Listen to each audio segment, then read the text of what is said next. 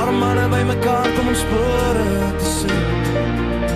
waar hulle vroeg stap om die veld te lees,